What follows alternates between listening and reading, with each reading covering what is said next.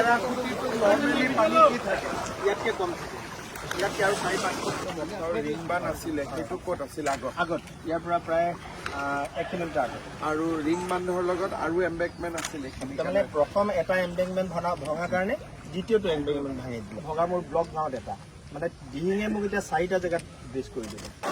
আপোনাৰ মঠৰ চাই আহিব আপোনাক কথাহে নাছিল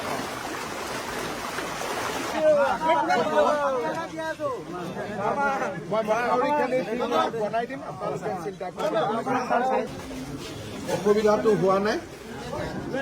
মই অলপ কাপোৰ কানি পঠাই দিম বিধায়কে কালি দিব আপোনালোকক আৰু বাকী যাৰ যাৰ ঘৰ ভাঙিছে যি কৰিছে যিমান সোনকালে পাৰোঁ মই ক্ষতিপূৰণখিনি কৰি দিম কিতাপ পত্ৰ পানীত পৰিলে নেকি কিতাপ পত্ৰ পৰিলে ঠিক আছে চব কিতাপ পত্ৰ পাই যাবি হ'ব